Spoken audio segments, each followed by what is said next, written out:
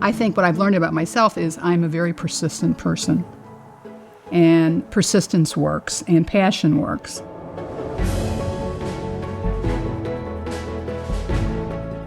I grew up in a family where girls kind of were ruled, and my father recognized and supported that. He allowed us to be independent and think our own thoughts and be able to voice them. And I think I was able to bring those characteristics through the rest of my life.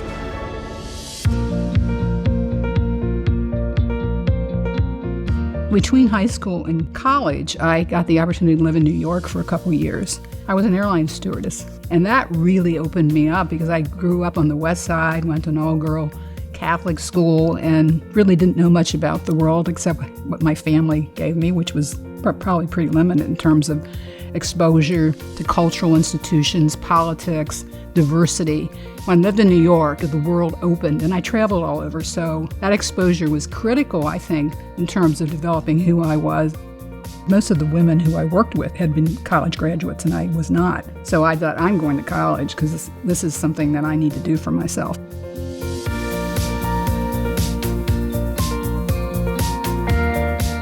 College became really important to me because it exposed me to just new ways of thinking and questioning. It was the 60s, so it was the time when people were doing that. So it was, I was at the right place at the right time when I was in school, and that led probably to my entry into the women's movement.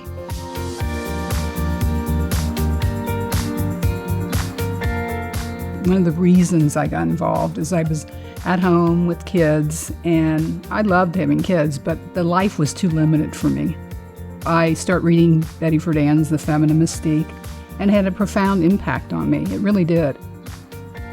So I started seeking out alliances with people who thought like me, that women had limited possibilities and had lots of limitations. I mean, I didn't think that in Cincinnati, people were not aware of that. So we started the women's movement. There were 123 jobs in the city of Cincinnati that were closed to women. So there were a cadre of us who thought that was terrible.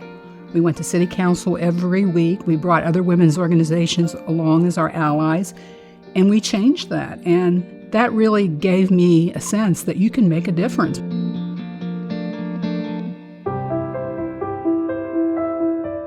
My children certainly were very little and just would go along with me, and I would give speeches or go on television, and we would hold news conferences. And I think my 5-year-old at the time would say, "Why don't you sing or dance instead of just sit and talk, Mom?" My daughters are, one's an OB-GYN and one's a teacher.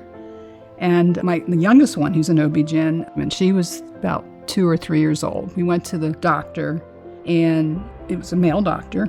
She said, "I wanted to be a doctor, Mommy." And I said, "Oh, good." And she said, "But I have to turn into a boy first." And I thought, uh-oh, this is really serious.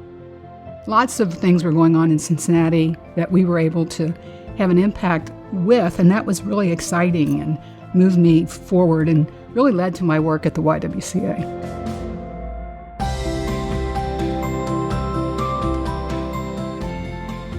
Actually, someone from the YWCA approached me and asked me if I was interested in a part-time position. I was really excited because I knew it was a great organization. I knew their mission was to empower women and eliminate racism. So it was like my avocation can be my vocation if I work at the YWCA. So I start working part-time, 15 hours a week as the public relations director, and the rest is history. I would describe Charlene's leadership style in 3 ways. She's tenacious, she's passionate, but she's also very much a servant leader. She was driven by the need to help women and children. She was passionate to make sure that women had a chance. My name is Nancy. I've suffered from abuse for approximately 6 years. We up here represent various agencies or organizations who may be In 1976, we held the first public hearing on domestic violence. Then it was called wife beating. After we had the public hearing, the things that we decided needed to happen were that we needed to have a place for women to stay, because one of the things that women were telling us is they had to stay in a domestic violence situation because they didn't have anywhere to go. So we set on the path of establishing a domestic violence shelter, and were able to open it a year and a half later. The programs for domestic violence empower the women to understand that they don't need to be abused, that they don't need to live that way. I think that's where she's really made an amazing contribution to our community and beyond.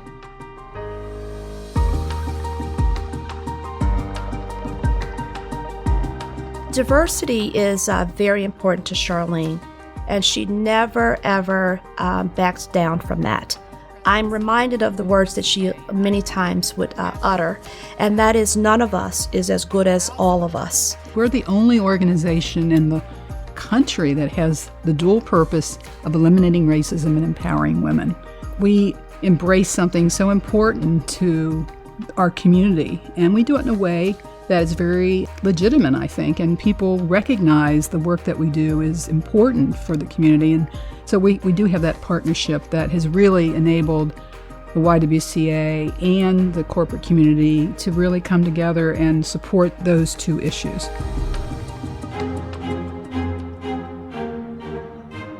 In the last 6 years of my life, I've been able to find a great partner, Jack Sherman, who was a good friend of mine through the years, and we've come together and formed a partnership and are renovating a condo and are enjoying each other and our lives. I love to swim, and swimming for me is more than exercise. It's a form of meditation. And I love to read great novels, and I'm dabbling in poetry. I'm writing poetry, and it's interesting as I retired from the YWCA, I can explore my interior life more and my creative piece of myself, and that's been rewarding, and I'm enjoying it. I'm just lucky, and I can look back at the 42 years I worked at the YWCA and the years before in the women's movement and feel proud of my life, I think, because I've been given that opportunity.